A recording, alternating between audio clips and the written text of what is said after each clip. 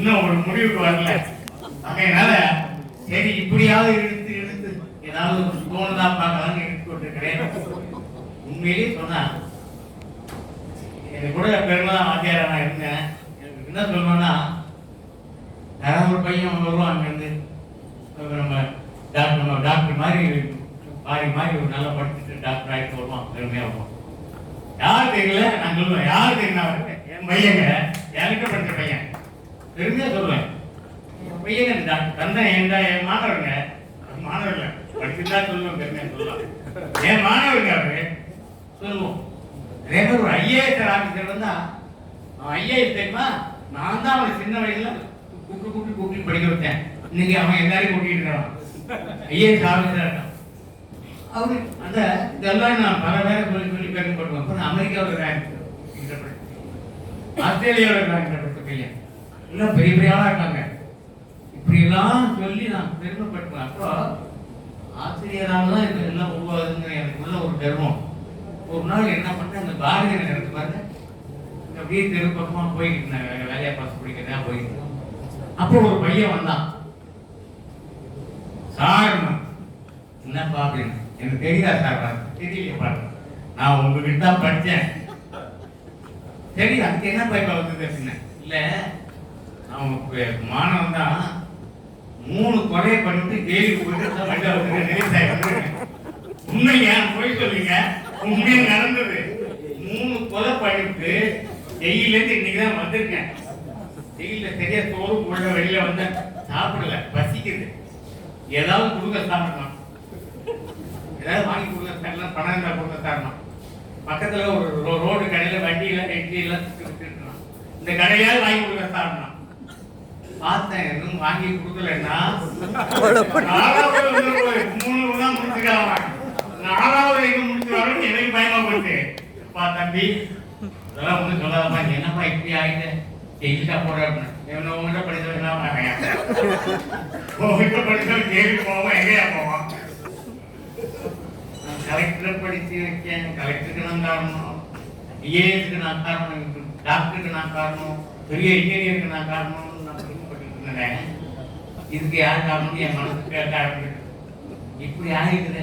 உடனே பார்த்தேன் அந்த பையனை, அப்பா அந்த கடைக்காரனை கூப்பிட்டேன், 100 ரூபாய் அவன் கையில கொடுத்தேன். கொடுத்துப்பா இவங்க என்ன கேட்ட நேரம் 100 ரூபாய் அந்த கடையில் நிமிஷம் சாப்பிட்டா 30 ரூபாய்க்கு வயிறு அவ்வளவுதான் சாப்பிட முடியும். 30 ரூபாய்க்கு சாப்பிட்டாலே வயிறு நிரம்பிடும். இருந்தாலும் போன போது 100 ரூபாய் கொடுத்து அவர் கேட்கறதெல்லாம் வாங்கி கொடுப்பான்னு சொல்லிட்டு அவன் சாப்பிடும் போதே நான் ஓடிட்டேன். ஏன்னா அவன் சாப்பிட கிட்ட இருந்தேன்னா சாப்பிட்டு முடிச்சுட்டு அடுத்தது ஏதாவது கேட்பான், ரொம்ப வளர்ப்பான். அதனால அவன் கண்ணில் படக்கூடாதுக்காக தம்பி நல்லா சாப்பிடுப்பான், நல்லா சாப்பிடுவான்னு அவனுக்கு வேண்டிய குறையாரு சொல்லி பாக்கி சில்லறையை அவனே உடையாரு சொல்லி ஒரே ஓட்டமா ஓடிட்டேன். எப்பதவன அப்படியும் மாணவர் இருக்கிறாரு. அதான் அவர் கேட்டாங்க, நீங்க கௌரவர்களை தயார் பண்ணது யாரு, பாதுகாப்புல தயார் பண்ணது யாரு? ஒரே ஆசிரியர் தானே. அப்ப ஏன் அப்படி வளர்ந்தாங்க, இப்படி வளர்ந்தாங்க? பெற்றோர் தானே காரணம் என்று அவர் கேட்கிறாரு. குடும்ப சூழ்நிலை காரணமா, பெற்றோர்கள் காரணமா? கேட்கறதுல நியாயம் இருக்கிறது. அப்ப ஆசிரியர்கள் பெருமைப்பட்டுக் கொள்ள முடியுமா? பெருமைப்பட்டுக் கொள்ள முடியாது. பெற்றோர்கள் காரணமான பெற்றோரும் பெருமைப்பட்டுக் கொள்ள முடியாது. எத்தனையோ பெற்றோர்கள் பிள்ளைங்க வளர்ந்துற பிள்ளைங்க சரியில்லாம இருக்கு. பெற்றோர்களால் முடியும்னா பெற்றோர்களாலே முடியாம இருக்குது. எத்தனையோ பிள்ளைங்க பெற்றோர்களுக்கு மிஞ்சின பிள்ளைங்க இருக்கலாம், பெற்றோர் சொல்ல கேட்காத பிள்ளைங்க இருக்கலாம், தாய் தந்தைக்கு சோறு போடாத பிள்ளைங்க இருக்கலாம். ஆனா யார் வளர்த்தது? இந்த பெற்றோர் அப்படியே வளர்த்தாங்க. ஆக இங்கெல்லாம் மீதி ஏதோ ஒண்ணு இருக்கு. அவன் நல்லா வளர்றதுக்கு நாம தான் காரணம்னு பெற்றோர்கள் சொல்ல முடியல, நாம தான் காரணம்னு ஆசிரியர்கள் சொல்ல முடியல. இதையெல்லாம் மீறி அவன் தலையெடுத்து அவனை எப்படி வரணும்னு ஆண்டவன் படைத்து அனுப்பினானோ அப்படி வர்றான் அப்படின்னு சொல்ல முடியாது. எப்படி படைத்தால் நம்முடைய முயற்சியினாலே கொண்டு வருகிறோம். அதுதான் நான் ஆரம்பத்துல பெற்றோர்கள் ஒரு பக்கம், ஆசிரியர்கள் ஒரு பக்கம், அந்த குழந்தைகளை தண்டவாளம் மாதிரி 2 பக்கமும் உறுதியாக நின்று சமமாக இருந்து ஒரே மாதிரி கொண்டு போனால் குழந்தைகளுடைய வாழ்க்கை சிறப்பாக இருக்கு. நான் தொடக்கத்தில் சொன்னேன், இதுதான் இப்போ சொல்றேன். 2 பேரும் தேவை. நல்லா இருக்கணும் சூழ்நிலை, வீட்டு சூழ்நிலை, பள்ளி சூழ்நிலை 2ம் நல்லா இருக்கணும். அப்படி நல்லா இருக்கிறதுக்காக தான் இப்படிப்பட்ட அரசாங்கம் இதெல்லாம் செய்து நிறைய கல்விக்கு செய்யறாங்க, பிள்ளைகளுக்கு செய்யறாங்க, பெற்றோர்கள் செய்யறாங்க. ஆனா இப்போ ஒரு கேள்வி கேட்டாங்க, நாங்க வந்து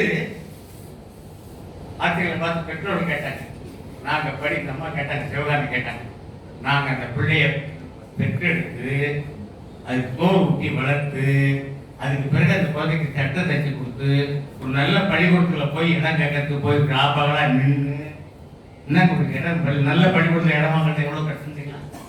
இப்படியே போய் நிற்பாங்க, கியூவில் நிற்பாங்க, நின்று அப்ளிகேஷன் வாங்குறது இப்படியெல்லாம் நின்று கஷ்டப்பட்டு நாங்கள் ஒரு சீட்டு வாங்கி அதுக்கப்புறம் நீங்கள் சொல்லிக் கொடுத்தா நாங்கள் சொல்லிக் கொடுத்து போட்டிகளெல்லாம் எங்கள் அம்மா தயார் பண்ணுவாங்க.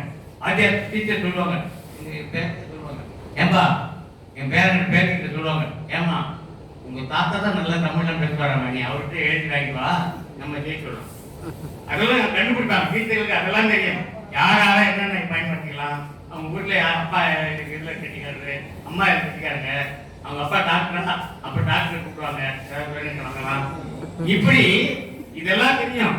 அப்போ பெற்றோர்கள் ஒரு பக்கம் அதான் ரொம்ப அருமையா சொன்னாங்க, நாங்க இவ்வளவு கஷ்டப்பட்டு இந்த குழந்தைகளை தயார் பண்ணி நல்ல ஃபீஸ் கட்டி அவங்களுக்கு ஒரு சட்டை போட்டு யூனிஃபார்ம் போட்டு அவங்களுக்கு வேண்டிய புத்தகம் நோட்டெல்லாம் வாங்கி கொடுத்து இவ்வளவு பண்ணி கொடுத்தா நீங்க சொல்லி கொடுத்துட்டு அந்த சொல்லி கொடுக்கறதும் நாங்க படிச்ச நேரத்துல ஐயா தெரியும் பிளஸ் டூ படிச்ச வந்தா எத்தனை பெற்றோர்கள் லீவு போட்டுட்டு குழந்தையோட உட்காராங்க சரிங்களா. பெரிய பெரிய அலுவலகத்துல பணியாற்றுறவங்க கூட அலுவலகத்துல லீவு போட்டுட்டு செய்துதான் குழந்தையோட வளர்ச்சிக்கு 2 பேருமே காரணமா இருக்காங்க. எது சிறப்பா இருக்கிறது நான் சுருக்கமா பண்றேன்னா அடுத்த ஐயா உங்களை கையால பரிசு பார்க்கவே தெரியும், பெரிய வாய்ப்பு.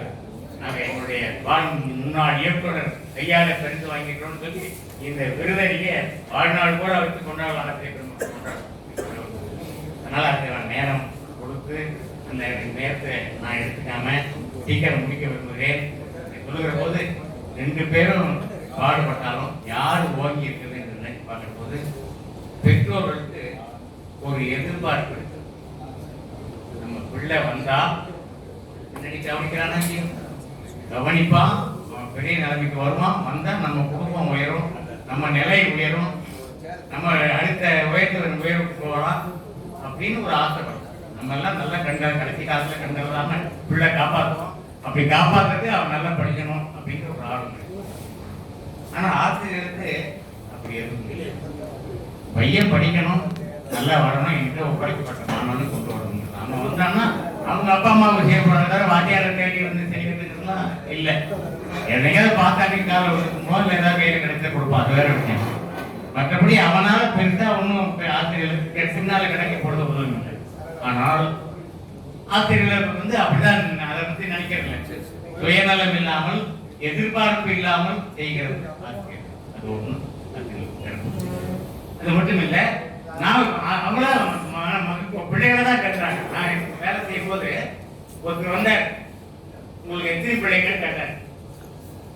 எனக்கு பிள்ளைகள் பெரியவர் வந்து பையன், நடுவில் பெண், 3 பிள்ளைகள். அப்ப நான் என்ன சொன்னேன் அவர்கிட்ட, எனக்கு 3000 பிள்ளைகள். உடனே அவர் கேட்டாரு, ஐயா உன் புள்ள ஒரு பிள்ளையும் 1000 பேருக்கு சமமா இருக்கலாம், ஒரு குழந்தை 1000 பேருக்கு சமமான திறமையத்தாலியா இருக்கலாம், அதுக்காக 3000 சொல்றது ரொம்ப அதிகம், 300 எனக்கு தெரியும், ஏயா கேட்டு சொல்றேன் அப்படின்னா. இல்லைங்க 3000 தான்.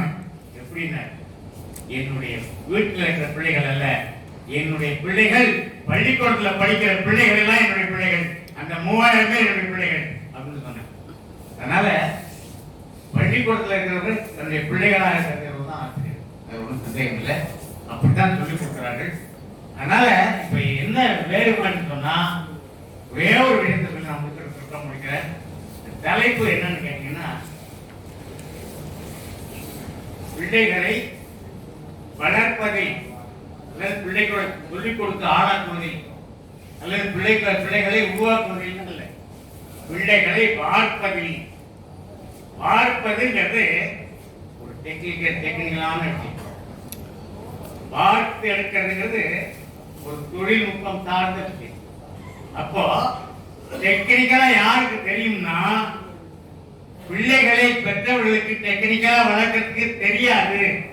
நீங்க என்னதான் பெரிய ஆளா இருந்தாலும் பாசம் பிள்ளை பெற்றோர்களுக்கு மேலோங்கி இருக்குமே தவிர எப்படி இப்படி வளர்க்கணும், பிள்ளைகளை எப்படி இப்படி உருவாக்கணும், எப்படி எப்படி அறிவூட்டுவோம் என்பதை படிச்சுட்டு அதுக்காகவே படிச்சுட்டு அதுக்காகவே பயிற்சி ட்ரைனிங் பயிற்சி எடுத்துட்டு அதற்காகவே முழு நேரம் செலவு செய்து கொண்டு அதே பணியை செய்கிற டெக்னிக்கல் பர்சன் டீச்சர்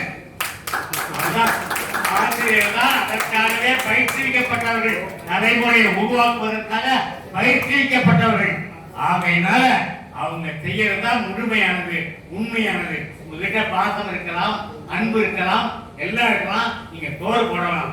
ஆனால் எப்படி உருவாக்கினா எப்படி வரும் என்பதை தெரிந்து தெரிந்து அறிந்து உருவாக்குகிற ஆசிரியர் பெருமக்கள் இன்றைக்கு தமிழ்நாடு முழுவதும் அல்ல உலகம் பூரா இருக்கிற ஆசிரியர் பெருமக்களால் தான் அடுத்த தலைமுறை வளர்ந்து கொண்டிருக்கிறது.